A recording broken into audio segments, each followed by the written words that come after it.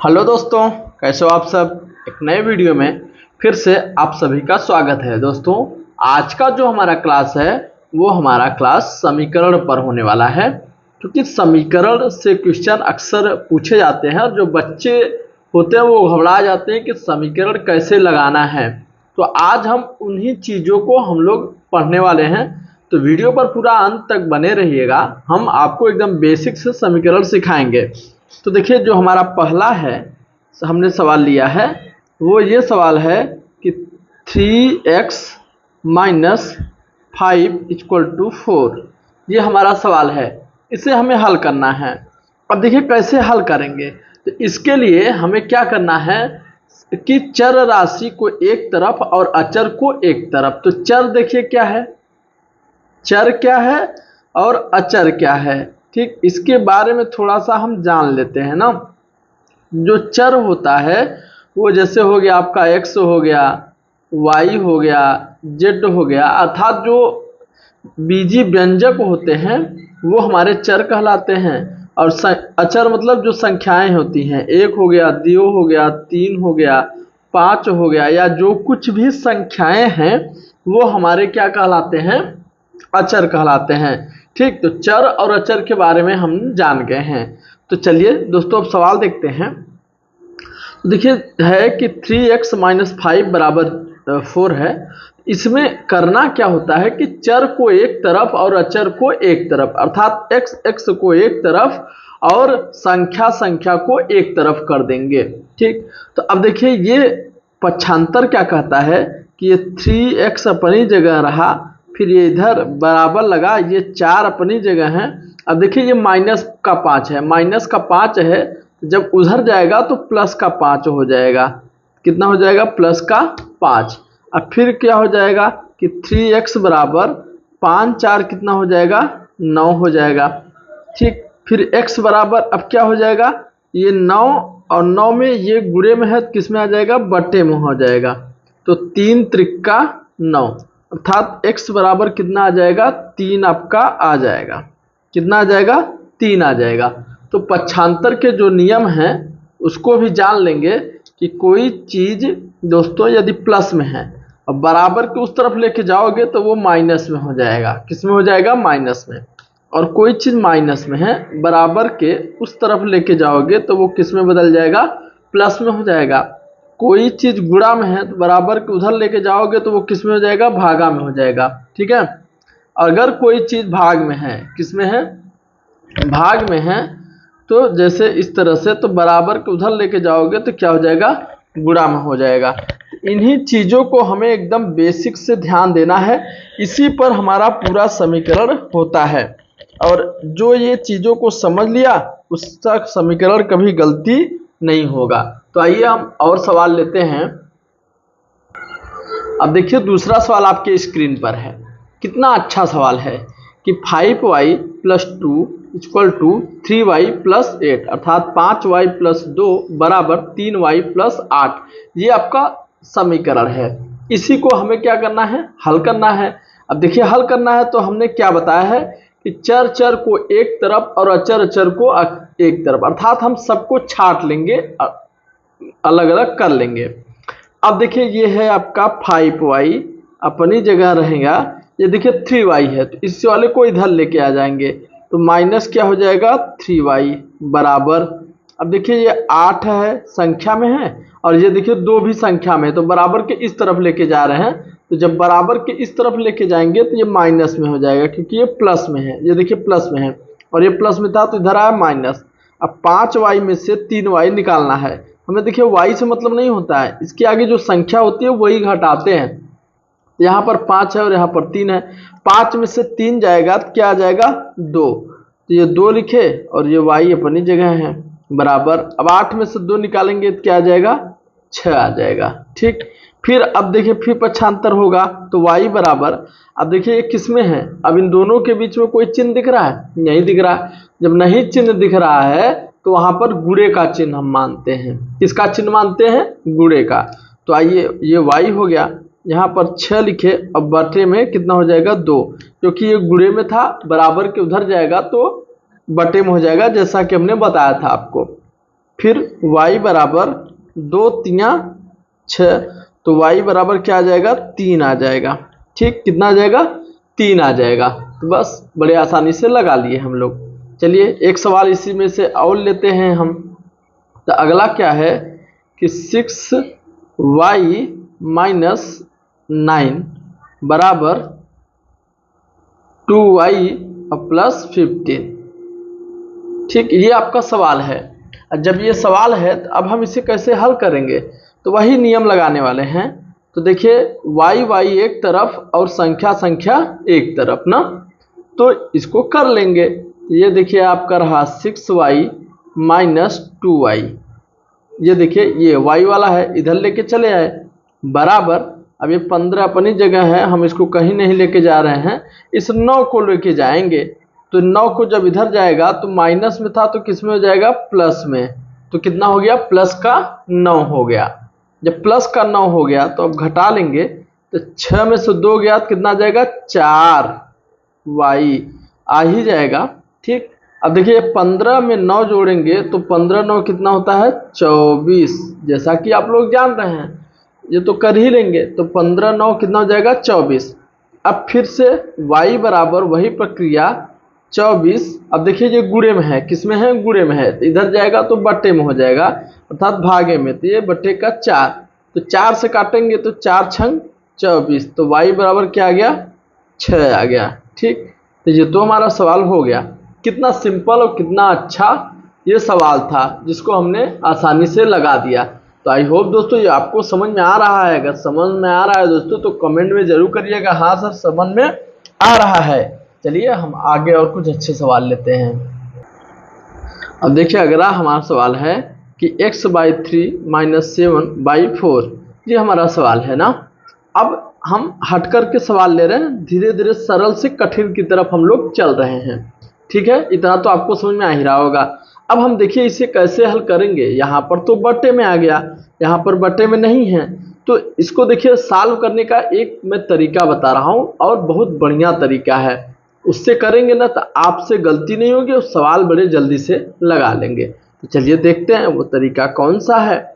तो देखिए ये क्या है 3 है, यहाँ पर भी बट्टे में कुछ नहीं, यहाँ पर भी बट्टे में कुछ नहीं है, तो या तो हम एलसीएम लेकर हल करेंगे, या तो एक तरीका है इसका इधर गुणा कर देंगे और इसका इधर गुणा करेंगे, तो बटे से एकदम खत्म हो जाएगा। तो चलिए यहाँ पर हमने x लिखा, अब माइनस, अब इधर गुणा कर देंगे 7 त्रिक 21 हो जाएगा, अब बराबर, फिर 3 का गुणा इधर कर देंगे तो 4 तिया 12 हो गया। हमने 2 लाइन एकदम शॉर्टकट कर दिया है। ये तरीका अपनाएंगे तो आप सवाल जल्द लगा लेंगे, आप बड़े आसानी से लगा लेंगे। अब देखिए इसको बस पक्षांतर कर दीजिए, तो x बराबर क्या हो जाएगा 12 और प्लस 21। ठीक, 12 प्लस 21, तो x बराबर जोड़ दीजिए 2 1 3 2 1 3, x बराबर कितना आ गया 33 हमारा आ गया है, यही हो गया। ठीक, अब देखिए हम अगला सवाल ले रहे हैं, सवाल नंबर 5 है हमारा। तो 5 हमारा क्या कह रहा है सवाल, देखिए सवाल है आपका कि 3x/4 और प्लस x/6 बराबर 22, ये हमारा सवाल है। ठीक, इसी सवाल को लगाना है। अब देखिए यहाँ पर तो एक बार बटे में था, यहाँ पर दोनों में बटे हो गया है, तब ऐसे में क्या करना है, तो ऐसे का भी हम एक अच्छा उपाय आपको बताते हैं। ठीक, अब देखिए 6 और 4 का एलसीएम 12 होगा, क्या होगा 6 और 4 का एलसीएम 12 होगा। यहाँ पर हमने 12 लिख लिया, 4 तिया 12 होता है, तो 3 फिर ऊपर गुणा कर देंगे, 3 त्रिका 9x प्लस, अब 6 दूनी 12 होता है तो यहाँ पर 2x हो जाएगा, कितना हो जाएगा 2x। ये देखिए 4 और 6 का हमने लिया है एलसीएम, जैसे भिन्न लगाते हैं उसी तरह से अभी हम कर रहे हैं, तो बराबर, अब ये क्या है 22 है, तो 22 लिख लेंगे। ठीक, अब क्या करना है, अब इसका हमें इधर कर देना है गुणा, तो इसको जोड़ लेते हैं, तो 9 2 11x बराबर, ये है आपका 22। ठीक, और गुणते 12। ठीक, इतना हमने लिख लिया है। अब क्या करना है, अभी देखिए ये गुणांक में है, मतलब गुणा में है। अभी हमने नियम आपको बताया है कि चर संख्या एक तरफ, अर्थात संख्या को एक तरफ कर देंगे और x वाले को एक तरफ कर देंगे। यहाँ पर हमने x लिखा और ये देखिए क्या लिखा है 22 गुणते 12, अब बटे क्या हो जाएगा, गुणे में था तो 11 बटे में हो जाएगा। ठीक, अब क्या करना है, अब 11 से काटेंगे तो 11 दूना 22 होता है। क्या होता है, 11 दूना 22। ठीक, तो 11 दूना 22 होता है। तो अब हम देखिए 12 दूना क्या हो जाएगा 24, 12 दूना 24, अर्थात जो x की वैल्यू आएगी वो कितनी आएगी, 24 आएगी। तो इसी तरह से हम इसको निकालते हैं। तो जो हमारा x का मान ज्ञात करना था हमने ज्ञात कर लिया है। चलिए, ये तो सिंपल हमारे सवाल थे और अच्छे सवाल थे, इसको हमने लगा लिया है। अब कुछ और अच्छे सवालों को लगाएंगे ताकि बड़े आसानी से और बड़े अच्छे से आप सीख सकें। चलिए दोस्तों, और एक सवाल आपके सामने आ गया है। अब देखिए इसको कैसे लगाएंगे, तो इसको बहुत ही अच्छे तरीके से हम लोग लगाने वाले हैं और ये सवाल बहुत ही महत्वपूर्ण सवाल है हमारा। ठीक, तो आइए दोस्तों इसको हम लोग भी लगा के देखते हैं।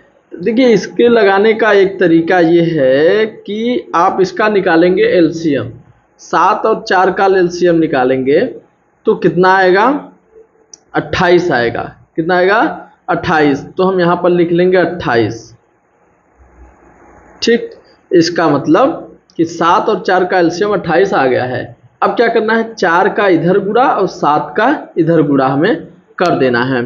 तो क्या करेंगे, पहले ऐसे लिख लेंगे, 4 का गुणा किस में कर रहे हैं, इसमें, तो 3y माइनस 2, फिर माइनस लिखेंगे और फिर 7 का गुणा इसमें करेंगे। तो यहाँ पर हम लिख देंगे 7 और यहाँ पर 5y माइनस 8 जो है उसे हम लिख देंगे अब बराबर 1/14, ये अपनी जगह है। ठीक है, अब हम गुणा कराएंगे तो 4 तियाँ 12, कितना होगा, 4 तियाँ 12y माइनस 4 दूनी 8, फिर ये माइनस, अब 7 का 5 में 7 बचे 35, 35y, अब माइनस माइनस से आपका क्या हो जाएगा, प्लस हो जाएगा, तो 8 सत्ते 56। ठीक, अब बटे में क्या लिखेंगे 28 ना, और बराबर क्या लिखेंगे 1/14। आप चाहें तो थोड़ा सा इसमें परिवर्तन कर सकते हैं, इससे इसको कटा सकते हैं, बराबर में है तो 14 दूना 28, यहाँ पर क्या हो गया 2 हो गया। ठीक, यहाँ पर आपका 2 हो गया। चलिए अब आगे हम हल करते हैं। तो अब देखिए ये 2 का गुणा इधर कर लेंगे, पहले इसको जोड़ घटा लेते हैं। ठीक, तो ये 12y है और ये 35y है, तो 35y माइनस में और 12y प्लस में है, तो 35y में से 12y घटा दीजिए, तो 5 में से 2 गया तो 3 और 3 में से 1 गया तो 2, 23 और वो भी माइनस में y। अब देखिए फिर प्लस है, 56 में से 8 निकाल देंगे।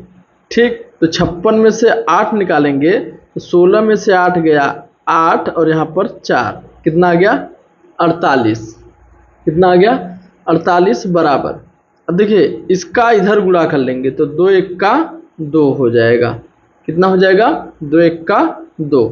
अब हमें क्या करना है, अब हमें ये करना है कि इसको उधर लेके जाना है जो हमारा संख्या है। तो आइए हम इधर लगाते हैं, तो हमारा है आपका कि क्या है, देखिए हम जो बचा है उसको लिखेंगे, तो माइनस 23y और प्लस 48 बराबर 2। ठीक, इसको उधर लेके जाएंगे तो माइनस 23y बराबर ये 2 और ये माइनस 48 हो जाएगा। ठीक, कितना हो जाएगा 48। अब 48 में से 2 घटाइए, इधर देखिए माइनस 23y बराबर, अब ये कितना हो जाएगा माइनस का 46, कितना हो जाएगा माइनस का 46, क्योंकि प्लस माइनस से माइनस होता है मगर चिन्ह उसका लगता है जिसका मान अधिक होता है, जिसकी वैल्यू अधिक होती है। तो 48 की वैल्यू अधिक है इसलिए यहाँ पर माइनस लगेगा। अब हमें क्या करना है, फिर से सारे संख्या को एक तरफ और चर मतलब कि यक्स वाई को एक तरफ, तो वाई अपनी जगह रहा। अब देखिए -46 अब बटे -23, ठीक। अब माइनस से माइनस कटा और 23 दूना 46, तो y बराबर हमें क्या मिला, 2 मिला। क्या मिला, 2, ठीक। तो दोस्तों यही आपका क्या हो जाएगा, आंसर हो जाएगा। तो हेलो दोस्तों, ये जो हमने आज बताया है ये बहुत ही महत्वपूर्ण चैप्टर रहा है समीकरण आपका। तो दोस्तों कैसा लगा वीडियो अच्छा लगा हो और कंटेंट आपको समझ में आया हो तो प्लीज़ दोस्तों वीडियो को ज़्यादा से ज़्यादा अपने दोस्तों तक शेयर करिए और इसी तरह का और कंटेंट प्राप्त करने के लिए चैनल को सब्सक्राइब कर लीजिएगा। सो दोस्तों मिलते हैं हम अगले क्लास में।